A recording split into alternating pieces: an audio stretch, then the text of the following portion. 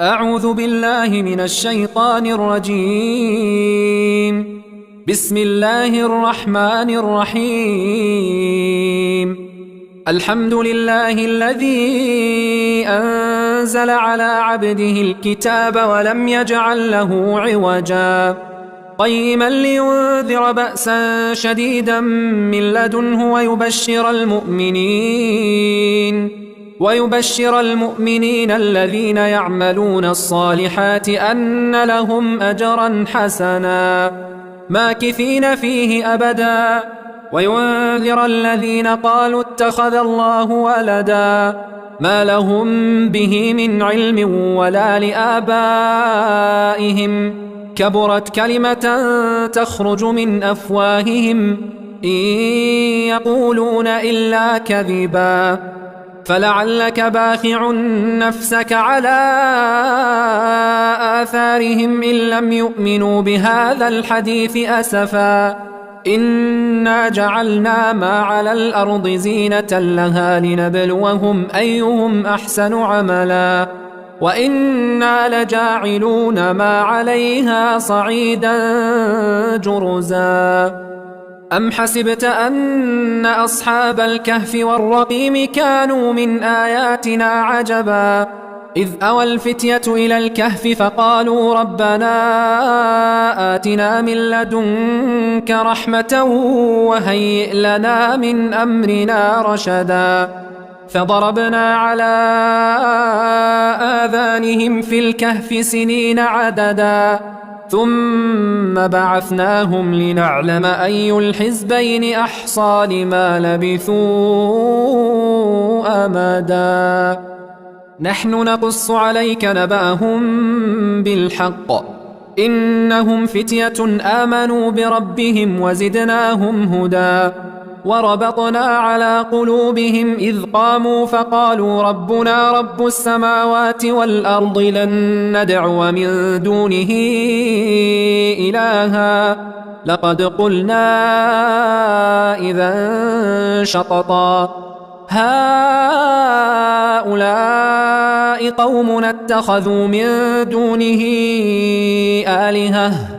لولا يأتون عليهم بسلطان بين فمن أظلم ممن افترى على الله كذبا وإذ اعتزلتموهم وما يعبدون إلا الله فأووا إلى الكهف ينشر لكم ربكم من رحمته ويهيئ لكم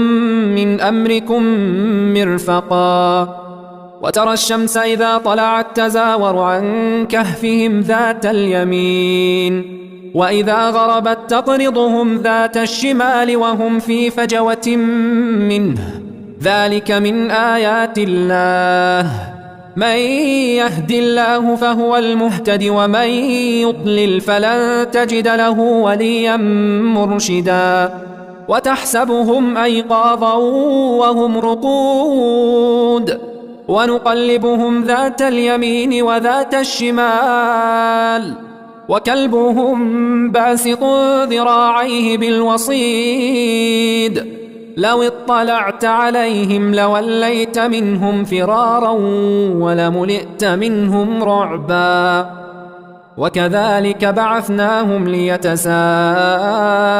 بينهم قال قائل منهم كم لبثتم قالوا لبثنا يوما أو بعض يوم قالوا ربكم أعلم بما لبثتم فابعثوا أحدكم بورقكم هذه إلى المدينة فلينظر أيها أزكى طعاما فليأتكم برزق منه وليتلطف ولا يشعرن بكم أحدا إنهم إن يظهروا عليكم يرجموكم أو يعيدوكم في ملتهم ولن تفلحوا إذا أبدا وكذلك أعثرنا عليهم ليعلموا أن وعد الله حق وأن الساعة لا ريب فيها إذ يتنازعون بينهم أمرهم فقالوا ابنوا عليهم بنيانا ربهم أعلم بهم قال الذين غلبوا على أمرهم لنتخذن عليهم مسجدا سيقولون 3 رابعهم كلبهم ويقولون 5 سادسهم كلبهم رجما بالغيب ويقولون 7 وثامنهم كلبهم قل ربي أعلم بعدتهم ما يعلمهم إلا قليل فلا تمار فيهم إلا مراء ظاهرا ولا تستفت فيهم منهم أحدا ولا تقولن لشيء إني فاعل ذلك غدا إلا أن يشاء الله واذكر ربك إذا نسيت وقل عسى أن يهديني ربي لأقرب من هذا رشدا ولبثوا في كهفهم 300 سنين وازدادوا 9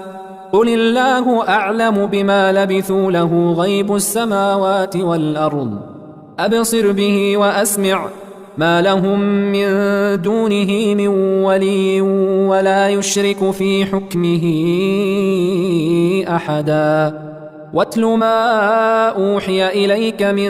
كتاب ربك لا مبدل لكلماته ولن تجد من دونه ملتحدا واصبر نفسك مع الذين يدعون ربهم بالغداة والعشي يريدون وجهه ولا تعد عيناك عنهم تريد زينة الحياة الدنيا ولا تطع من أغفلنا قلبه عن ذكرنا واتبع هواه وكان أمره فرطا وقل الحق من ربكم فمن شاء فليؤمن ومن شاء فليكفر إنا أعتدنا للظالمين نارا أحاط بهم سرادقها وإن يستغيثوا يغاثوا بماء كالمهل يشوي الوجوه بئس الشراب وساءت مرتفقا إن الذين آمنوا وعملوا الصالحات إنا لا نضيع أجر من أحسن عملا أولئك لهم جنات عدن تجري من تحتهم الأنهار يحلون فيها من أساور من ذهب ويلبسون ثيابا خضرا من سندس واستبرق متكئين فيها على الأرائك نعم الثواب وحسنت مرتفقا واضرب لهم مثل الرجلين جعلنا لأحدهما جنتين من أعناب وحففناهما بنخل وجعلنا بينهما زرعا كلتا الجنتين آتت أكلها ولم تظلم منه شيئا وفجرنا خلالهما نهرا وكان له ثمر فقال لصاحبه وهو يحاوره أنا أكثر منك مالا وأعز نفرا ودخل جنته وهو ظالم لنفسه قال ما أظن أن تبيد هذه أبدا وما أظن الساعة قائمة ولئن رددت إلى ربي لأجدن خيرا منها منقلبا قال له صاحبه وهو يحاوره أكفرت بالذي خلقك من تراب ثم من نطفة ثم سواك رجلا لكن هو الله ربي ولا أشرك بربي أحدا. ولولا إذ دخلت جنتك قلت ما شاء الله لا قوة إلا بالله إن ترني أنا أقل منك مالا وولدا فعسى ربي أن يؤتيني خيرا من جنتك ويرسل عليها حسبانا من السماء فتصبح صعيدا زلقا أو يصبح ماؤها غورا فلن تستطيع له طلبا وأحيط بثمره فأصبح يقلب كفيه على ما أنفق فيها وهي خاوية على عروشها ويقول يا ليتني لم أشرك بربي أحدا. ولم تكن له فئة ينصرونه من دون الله وما كان منتصرا هنالك الولاية لله الحق هو خير ثوابا وخير عقبا. واضرب لهم مثل الحياة الدنيا كماء إن أنزلناه من السماء فاختلط به نبات الأرض فأصبح هشيما تذروه الرياح وكان الله على كل شيء مقتدرا. المال والبنون زينة الحياة الدنيا والباقيات الصالحات خير عند ربك ثوابا وخير أملا. ويوم نسير الجبال وترى الأرض بارزة وحشرناهم فلم نغادر منهم أحدا وعرضوا على ربك صفا لقد جئتمونا كما خلقناكم أول مرة بل زعمتم أن لن نجعل لكم موعدا. ووضع الكتاب فترى المجرمين مشفقين مما فيه ويقولون يا ويلتنا ما لهذا الكتاب لا يغادر صغيرة ولا كبيرة إلا أحصاها ووجدوا ما عملوا حاضرا ولا يظلم ربك أحدا. وإذ قلنا للملائكة اسجدوا لآدم فسجدوا إلا إبليس كان من الجن ففسق عن أمر ربه أفتتخذونه وذريته أولياء من دوني وهم لكم عدو بئس للظالمين بدلا. ما أشهدتهم خلق السماوات والأرض ولا خلق أنفسهم وما كنت متخذ المضلين عضدا. ويوم يقول نادوا شركائي الذين زعمتم فدعوهم فلم يستجيبوا لهم وجعلنا بينهم موبقا. ورأى المجرمون النار فظنوا أنهم مواقعوها ولم يجدوا عنها مصرفا. ولقد صرفنا في هذا القرآن للناس من كل مثل وكان الإنسان أكثر شيء جدلا. وما منع الناس أن يؤمنوا إذ جاءهم الهدى ويستغفروا ربهم إلا أن تأتيهم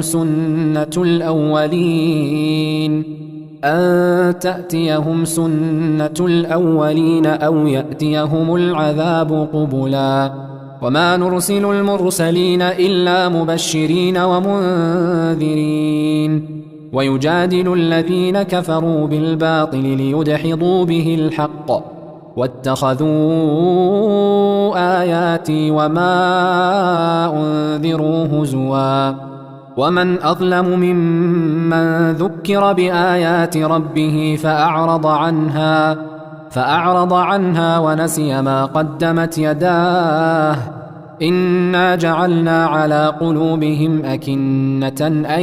يفقهوه وفي آذانهم وقرا وإن تدعهم إلى الهدى فلن يهتدوا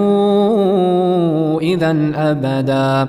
وربك الغفور ذو الرحمة لو يؤاخذهم بما كسبوا لعجل لهم العذاب بل لهم موعد لن يجدوا من دونه موئلا وتلك القرى أهلكناهم لما ظلموا وجعلنا لمهلكهم موعدا وإذ قال موسى لفتاه لا أبرح حتى أبلغ مجمع البحرين أو أمضي حقبا فلما بلغا مجمع بينهما نسيا حوتهما فاتخذ سبيله في البحر سربا فلما جاوزا قال لفتاه آتنا غداءنا لقد لقينا من سفرنا هذا نصبا قال أرأيت إذ أوينا إلى الصخرة فإني نسيت الحوت وما أنسانيه إلا الشيطان أن أذكره واتخذ سبيله في البحر عجبا قال ذلك ما كنا نبغ فارتدا على آثارهما قصصا فوجدا عبدا من عبادنا آتيناه رحمة من عندنا وعلمناه من لدنا علما قال له موسى هل أتبعك على أن تعلمني مما علمت رشدا قال إنك لن تستطيع معي صبرا وكيف تصبر على ما لم تحط به خبرا قال ستجدني إن شاء الله صابرا ولا أعصي لك أمرا قال فإن اتبعتني فلا تسألني عن شيء حتى أحدث لك منه ذكرا فانطلقا حتى إذا ركبا في السفينة خرقها قال أخرقتها لتغرق أهلها لقد جئت شيئا إمرا قال ألم أقل إنك لن تستطيع معي صبرا قال لا تؤاخذني بما نسيت ولا ترهقني من أمري عسرا فانطلقا حتى إذا لقيا غلاما فقتله قال أقتلت نفسا زكية بغير نفس لقد جئت شيئا نكرا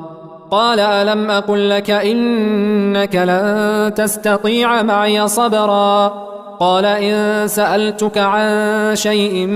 بعدها فلا تصاحبني قد بلغت من لدني عذرا فانطلقا حتى إذا أتيا أهل قرية استطعما أهلها فأبوا أن يضيفوهما فوجدا فيها جدارا يريد أن ينقض فأقامه قال لو شئت لاتخذت عليه أجرا قال هذا فراق بيني وبينك سأنبئك بتأويل ما لم تستطع عليه صبرا أما السفينة فكانت لمساكين يعملون في البحر فأردت أن أعيبها وكان وراءهم ملك يأخذ كل سفينة غصبا وأما الغلام فكان أبواه مؤمنين فخشينا أن يرهقهما طغيانا وكفرا فأردنا أن يبدلهما ربهما خيرا منه زكاة وأقرب رحما وأما الجدار فكان لغلامين يتيمين في المدينة وكان تحته كنز لهما وكان أبوهما صالحا فأراد ربك أن يبلغا أشدهما ويستخرجا كنزهما رحمة من ربك وما فعلته عن أمري ذلك تأويل ما لم تسطع عليه صبرا ويسألونك عن ذي القرنين قل سأتلو عليكم منه ذكرا إنا مكنا له في الأرض وآتيناه من كل شيء سببا فأتبع سببا حتى إذا بلغ مغرب الشمس وجدها تغرب في عين حمئة ووجد عندها قوما قلنا يا ذا القرنين إما أن تعذب وإما أن تتخذ فيهم حسنا قال أما من ظلم فسوف نعذبه ثم يرد إلى ربه فيعذبه عذابا نكرا وأما من آمن وعمل صالحا فله جزاء الحسنى وسنقول له من أمرنا يسرا ثم أتبع سببا حتى إذا بلغ مطلع الشمس وجدها تطلع على قوم لم نجعل لهم من دونها سترا كذلك وقد أحطنا بما لديه خبرا ثم أتبع سببا حتى إذا بلغ بين السدين وجد من دونهما قوما لا يكادون يفقهون قولا قالوا يا ذا القرنين إن يأجوج ومأجوج مفسدون في الأرض فهل نجعل لك خرجا على أن تجعل بيننا وبينهم سدا قال ما مكني فيه ربي خير فأعينوني بقوة أجعل بينكم وبينهم ردما آتوني زبر الحديد حتى إذا ساوى بين الصدفين قال انفخوا حتى إذا جعله نارا قال آتوني أفرغ عليه قطرا فما استطاعوا أن يظهروه وما استطاعوا له نقبا قال هذا رحمة من ربي فإذا جاء وعد ربي جعله دكاء وكان وعد ربي حقا وتركنا بعضهم يومئذ يموج في بعض ونفخ في الصور فجمعناهم جمعا وعرضنا جهنم يومئذ للكافرين عرضا الذين كانت أعينهم في غطاء عن ذكري وكانوا لا يستطيعون سمعا أفحسب الذين كفروا أن يتخذوا عبادي من دوني أولياء إنا أعتدنا جهنم للكافرين نزلا قل هل ننبئكم بالأخسرين أعمالا الذين ضل سعيهم في الحياة الدنيا وهم يحسبون أنهم يحسنون صنعا أولئك الذين كفروا بآيات ربهم ولقائه فحبطت أعمالهم فلا نقيم لهم يوم القيامة وزنا ذلك جزاؤهم جهنم بما كفروا واتخذوا آياتي ورسلي هزوا إن الذين آمنوا وعملوا الصالحات كانت لهم جنات الفردوس نزلا خالدين فيها لا يبغون عنها حولا قل لو كان البحر مدادا لكلمات ربي لنفد البحر قبل أن تنفد كلمات ربي ولو جئنا بمثله مددا قل إنما أنا بشر مثلكم يوحى إلي يوحى إلي أنما إلهكم إله واحد فمن كان يرجو لقاء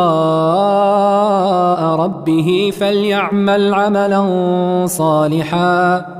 ولا يشرك بعبادة ربه أحدا۔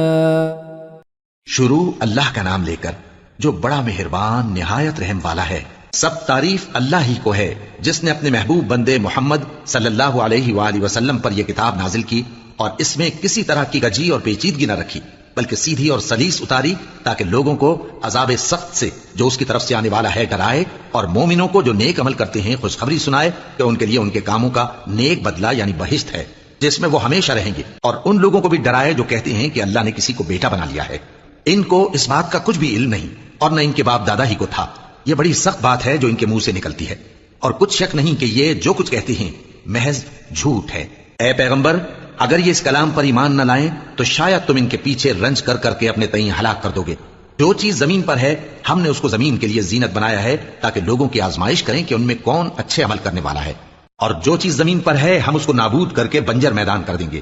کیا تم خیال کرتے ہو کہ غار اور لوح والے ہماری نشانیوں میں سے عجیب تھے؟ جب وہ نوجوان غار میں جا رہے تو کہنے لگے کہ اے ہمارے پروردگار، ہم پر اپنے ہاں سے رحمت نازل فرما اور ہمارے کام میں درستی کے سامان مہیا کر۔ تو ہم نے غار میں کئی سال تک ان کے کانوں پر نیند کا پردہ ڈالے رکھا، یعنی ان کو سلائے رکھا،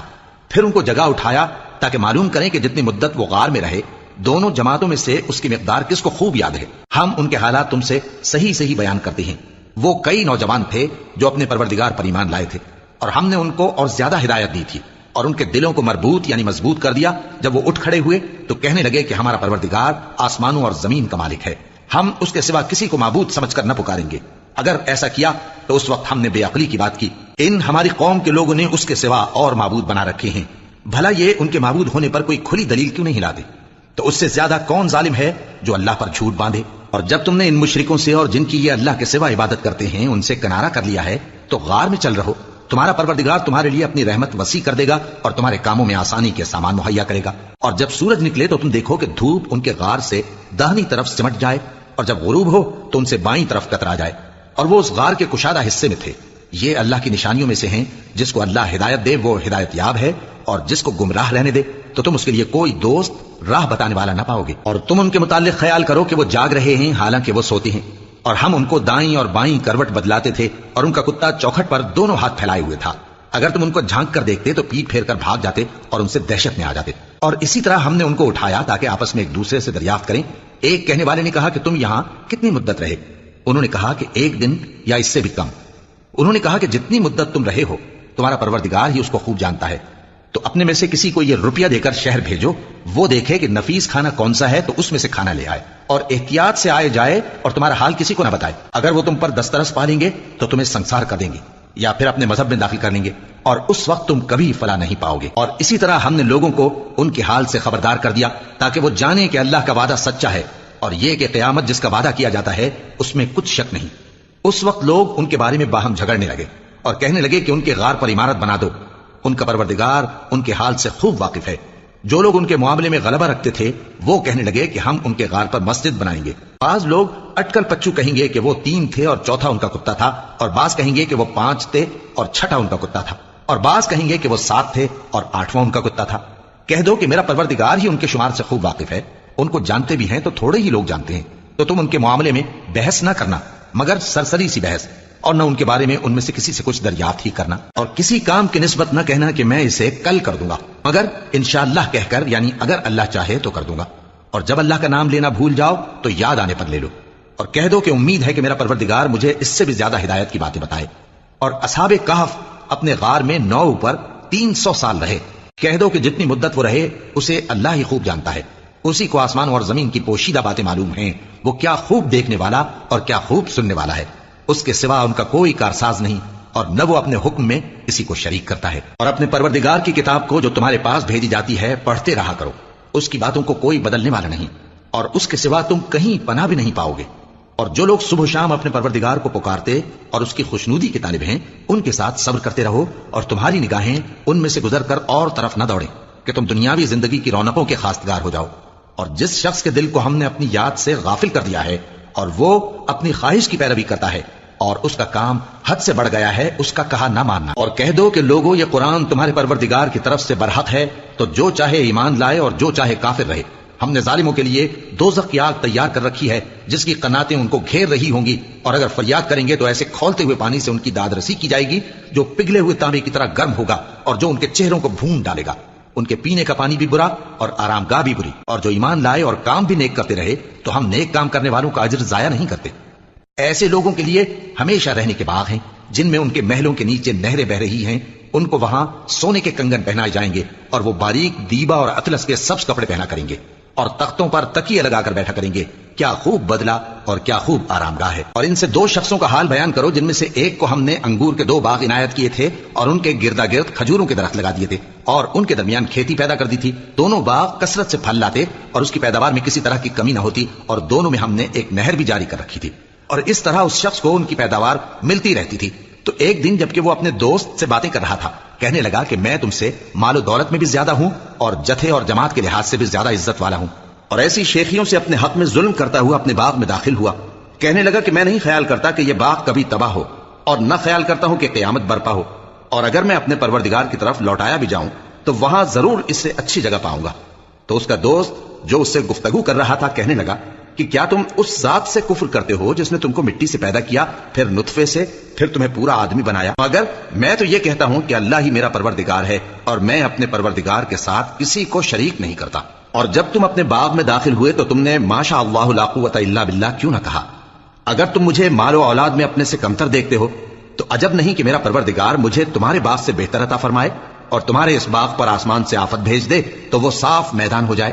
یا اس باغ کی نہر کا پانی گہرائی میں اتر جائے تو پھر تم اسے تلاش نہ کر سکو، اور اس کے میووں کو عذاب نے آ گھیرا اور وہ اپنی چھتریوں پر گر کر رہ گیا. تو جو مال اس نے اس پر خرچ کیا تھا اس پر حسرت سے ہاتھ ملنے لگا اور کہنے لگا کہ کاش میں اپنے پروردگار کے ساتھ کسی کو شریک نہ بناتا. اس وقت اللہ کے سوا کوئی جماعت اس کی مددگار نہ ہوئی اور نہ وہ بدلہ لے سکا.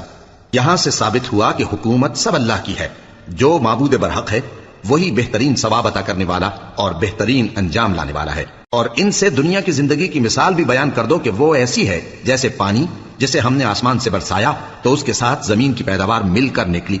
پھر وہ چورا چورا ہو گئی کہ ہوائیں اسے اڑاتی پھرتی ہیں. اور اللہ تو ہر چیز پر قدرت رکھتا ہے. مال اور بیٹے تو دنیا کی زندگی کی رونق و زینت ہیں، اور نیکیاں جو باقی رہنے والی ہیں وہ ثواب کے لحاظ سے تمہارے پروردگار کے ہاں بہت اچھی اور امید کے لحاظ سے بہت بہتر ہیں. اور جس دن ہم پہاڑوں کو چلائیں گے اور تم زمین کو صاف میدان دیکھو گے اور ان لوگوں کو ہم جمع کر لیں گے تو ان میں سے کسی کو بھی نہیں چھوڑیں گے، اور سب تمہارے پروردگار کے سامنے صف باندھ کر لائے جائیں گے. تو ہم ان سے کہیں گے کہ جس طرح ہم نے تم کو پہلی بار پیدا کیا تھا اسی طرح آج تم ہمارے سامنے آئے، لیکن تم نے تو یہ خیال کر رکھا تھا کہ ہم نے تمہارے لیے قیامت کا کوئی وقت مقرر ہی نہیں کیا. اور اعمال کی کتاب کھول کر رکھی جائے گی تو تم گناہگاروں کو دیکھو گے کہ جو کچھ اس میں لکھا ہوگا اس سے ڈر رہے ہوں گے اور کہیں گے ہائے شامت، یہ کیسی کتاب ہے کہ نہ چھوٹی بات کو چھوڑتی ہے نہ بڑی کو، کوئی بات بھی نہیں مگر اسے لکھ رکھا ہے. اور جو عمل کیے ہوں گے سب کو حاضر پائیں گے، اور تمہارا پروردگار کسی پر ظلم نہیں کرے گا. اور جب ہم نے فرشتوں کو حکم دیا کہ آدم کو سجدہ کرو تو سب نے سجدہ کیا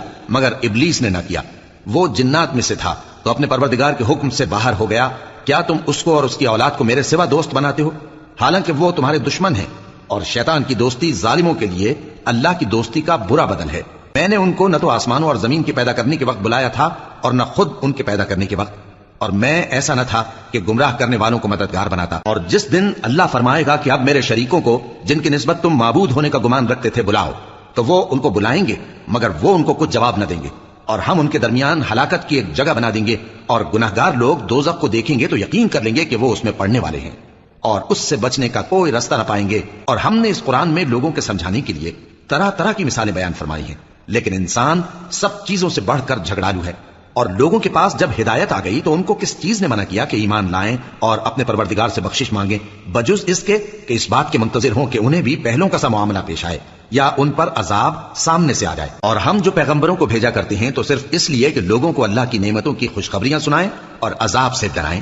اور جو کافر ہیں وہ باطل کی مدد سے جھگڑا کرتے ہیں تاکہ اس سے حق کو پھسلا دیں، اور انہوں نے ہماری آیتوں کو اور جس چیز سے ان کو ڈرایا جاتا ہے اسے ہنسی بنا لیا ہے.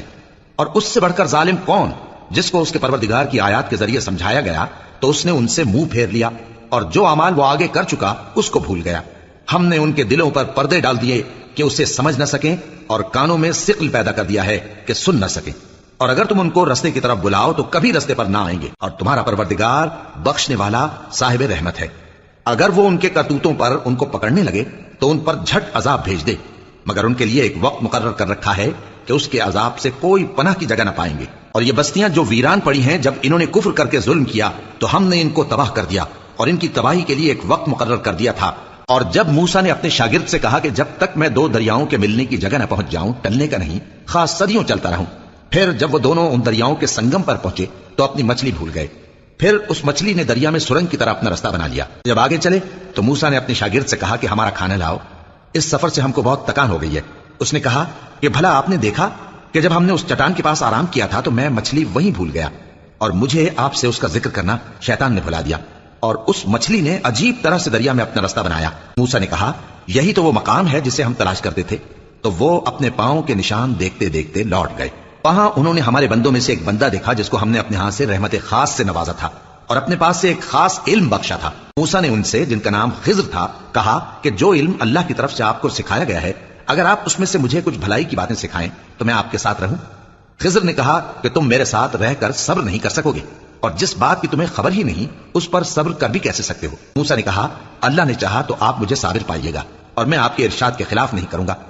خضر نے کہا اگر تم میرے ساتھ رہنا چاہو تو شرط یہ ہے مجھ سے کوئی بات نہ پوچھنا جب تک میں خود اس کا ذکر تم سے نہ کروں۔ تو دونوں چل پڑے، یہاں تک کہ جب کشتی میں سوار ہوئے تو خضر نے کشتی کو پھاڑ ڈالا۔ موسیٰ نے کہا کیا آپ نے اس کو اس لیے پھاڑا ہے کہ سواروں کو غرق کر دی؟ یہ تو آپ نے بڑی عجیب بات کی۔ خضر نے کہا کیا میں نے نہیں کہا تھا کہ تم میرے ساتھ صبر نہ کر سکو گے؟ موسیٰ نے کہا کہ جو بھول مجھ سے ہوئی اس پر مواخذہ نہ کیجیے اور میرے معاملے میں مجھ پر مشکل نہ ڈالیے۔ پھر دونوں چلے، یہاں تک کہ رستے میں ایک لڑکا ملا تو خضر نے اسے مار ڈالا۔ موسیٰ نے کہا کہ آپ نے ایک بے گناہ شخص کو ناحق بغیر قصاص کے مار ڈالا، یہ تو آپ نے بری بات کی۔ خضر نے کہا کیا میں نے نہیں کہا تھا کہ تم سے میرے ساتھ صبر نہیں ہو سکے گا؟ انہوں نے کہا کہ اگر میں اس کے بعد پھر کوئی بات پوچھوں یعنی اعتراض کروں تو مجھے اپنے ساتھ نہ رکھیے گا کہ آپ میری طرف سے عذر کے قبول کرنے میں حد کو پہنچ گئے ہیں۔ پھر دونوں چلے، یہاں تک کہ گاؤں والوں کے پاس پہنچے اور ان سے کھانا طلب کیا۔ انہوں نے ان کی ضیافت کرنے سے انکار کیا۔ پھر انہوں نے وہاں ایک دیوار دیکھی جو گرا چاہتی تھی تو خضر نے اس کو سیدھا کر دیا۔ موسیٰ نے کہا کہ اگر آپ چاہتے تو ان سے اس کا معاوضہ لے لیتے تاکہ کھانے کا کام چلتا۔ خضر نے کہا کہ اب مجھ میں اور تم میں علیحدگی، مگر جن باتوں پر تم صبر نہ کر سکے میں ان کا تمہیں بھید بتائے دیتا ہوں کہ وہ جو کشتی تھی غریب لوگوں کی تھی جو دریا میں محنت کر کے یعنی کشتیاں چلا کر گزارا کرتے تھے، اور ان کے سامنے کی طرف ایک بادشاہ تھا جو ہر اچھی کشتی کو زبردستی چھین لیتا تھا، تو میں نے چاہا کہ اسے عیبدار کر دوں تاکہ وہ اسے غصب نہ کر سکے۔ اور وہ جو لڑکا تھا اس کے ماں باپ دونوں مومن تھے، ہمیں اندیشہ ہوا کہ وہ بڑا ہو کر بد کردار ہوگا تو کہیں ان کو سرکشی اور کفر میں نہ پھنسا دے، تو ہم نے چاہا کہ ان کا پروردگار اس کی جگہ ان کو اور بچہ عطا فرمائے جو اخلاقی پاکیزگی میں بہتر اور محبت میں زیادہ قریب ہو۔ اور وہ جو دیوار تھی سو دو یتیم لڑکوں کی تھی جو شہر میں رہتے تھے، اور اس کے نیچے ان کا خزانہ دفن تھا، اور ان کا باپ ایک نیک آدمی تھا۔ تو تمہارے پروردگار نے چاہا کہ وہ اپنی جوانی کو پہنچ جائیں اور پھر اپنا خزانہ نکالیں۔ یہ تمہارے پروردگار کی مہربانی ہے اور یہ کام میں نے اپنی طرف سے نہیں کیے، یہ ان باتوں کی حقیقت ہے جن پر تم صبر نہ کر سکے۔ اور تم سے ذوالقرنین کے بارے میں دریافت کرتے ہیں، کہہ دو کہ میں اس کا کسی قدر حال تمہیں پڑھ کر سناتا ہوں۔ ہم نے اس کو زمین میں بڑا اقتدار دیا تھا اور ہر طرح کا سامان اس کو عطا کیا تھا، تو اس نے ایک سفر کا سامان کیا، یہاں تک کہ جب سورج کے غروب ہونے کی جگہ پہنچا تو اسے ایسا پایا کہ ایک کیچڑ والے چشمے میں ڈوب رہا ہے، اور اس چشمے کے پاس ایک قوم دیکھی۔ ہم نے کہا ذوالقرنین تم ان کو خواہ تکلیف دو خواہ ان کے بارے میں بھلائی اختیار کرو، دونوں باتوں کی تم کو قدرت ہے۔ ذوالقرنین نے کہا کہ جو کفر و بد کرداری سے ظلم کرے گا اسے ہم سزا دیں گے، پھر وہ اپنے پروردگار کی طرف لوٹایا جائے گا تو وہ بھی اسے بڑا عذاب دے گا، اور جو ایمان لائے گا اور عمل نیک کرے گا اس کے لیے بہت اچھا بدلہ ہے، اور ہم اپنے معاملے میں اس سے نرم بات کہیں گے۔ پھر اس نے ایک اور سامان سفر کیا، یہاں تک کہ سورج کے طلوع ہونے کے مقام پر پہنچا تو دیکھا کہ وہ ایسے لوگوں پر طلوع ہوتا ہے جن کے لیے ہم نے دھوپ سے بچاؤ کی کوئی اوٹ نہیں بنائی تھی، حقیقت یوں ہی تھی، اور جو کچھ اس کے پاس تھا ہم کو سب کی خبر تھی۔ پھر اس نے ایک اور سفر کا سامان کیا، یہاں تک کہ دو اونچے سیدھے پہاڑوں کے درمیان پہنچا تو دیکھا کہ ان کے اس طرف کچھ لوگ ہیں کہ بات کو سمجھ نہیں سکتے۔ ان لوگوں نے کہا کہ اے ذوالقرنین، یاجوج اور ماجوج اس علاقے میں فساد کرتے رہتے ہیں، بھلا ہم آپ کے لیے خرچ کا انتظام کر دیں کہ آپ ہمارے اور ان کے درمیان ایک دیوار کھینچ دیں۔ ذوالقرنین نے کہا کہ خرچ کا جو مقدور اللہ نے مجھے بخشا ہے وہ بہت اچھا ہے، تم مجھے قوت بازو سے مدد دو، میں تمہارے اور ان کے درمیان ایک مضبوط رکاوٹ بنا دوں گا۔ تم لوہے کے بڑے بڑے تختے میرے پاس لاؤ، चुनाचे काम जारी कर दिया गया, यहां तक कि जब उसने दोनों पहाड़ों के दरमियान का हिस्सा बराबर कर दिया और कहा कि अब इसे धोको, यहां तक कि जब उसको धोक धोक कर आग कर दिया तो कहा कि अब मेरे पास तांबा लाओ कि उस पर पिघला कर डाल दूं। फिर उनमें यह कुदरत न रही कि उस पर चढ़ सकें और न ये ताकत रही कि उसमें नक्ब लगा सकें। बोला कि ये मेरे परवरदिगार की मेहरबानी है। फिर जब मेरे परवरदिगार का वादा आ पहुंचेगा तो उसको ढाकर हमवार कर देगा और मेरे परवरदिगार का वादा सच्चा है। उस रोज हम उनको छोड़ देंगे कि रूए जमीन पर फैलकर एक दूसरे में घुस जाएंगे और सूर फूंका जाएगा तो हम सबको जमा कर लेंगे और उस रोज हम जहन्नम को काफिरों के सामने लाएंगे जिनकी आंखें मेरी याद से पर्दे में थीं और वह सुनने की ताकत नहीं रखते थे। अब क्या काफिर ये ख्याल करते हैं कि वो मेरे बंदों को मेरे सिवा अपना कारसाज बनाएंगे तो मैं खफा नहीं होऊंगा? हमने ऐसे काफिरों के लिए जहन्नम की मेहमानी तैयार कर रखी है। कह दो कि हम तुम्हें ऐसे लोग बताएं जो अमाल के लिहाज से बड़े नुकसान में हैं। ये वो लोग हैं जिनकी दौड़ धूप दुनिया की जिंदगी में बर्बाद हो गई और वो ये समझे हुए हैं कि वो अच्छे काम कर रहे हैं। ये वो लोग हैं जिन्होंने अपने परवरदिगार की आयतों को न माना और उसके सामने जाने से इनकार किया, तो उनके अमाल जाया हो गए। सो हम क़यामत के दिन उनके लिए कुछ भी वजन कायम नहीं करेंगे। ये उनकी सजा है यानी जहन्नम, इसलिए कि उन्होंने कुफ्र किया और हमारी आयतों और हमारे पैगंबरों की हंसी उड़ाई। जो लोग ईमान लाए और अमल नेक किए उनके लिए बहिश्त के बाग बतौर मेहमानी होंगे, हमेशा उनमें रहेंगे और वहां से मकान बदलना न चाहेंगे। कह दो कि अगर समंदर मेरे परवरदिगार की बातों के लिखने के लिए रोशनाई हो तो कबल इसके कि मेरे परवरदिगार की बातें तमाम हो समंदर खत्म हो जाए, अगरचे हम वैसा ही और उसकी मदद को लाएं। कह दो कि मैं तुम्हारी तरह का एक बशर हूं, अलबत्ता मेरी तरफ वही आती है कि तुम्हारा माबूद वही एक माबूद है। तो जो शख्स अपने परवरदिगार से मिलने की उम्मीद रखे चाहिए कि अमल नेक करे और अपने परवरदिगार की इबादत में किसी को शरीक ना बने।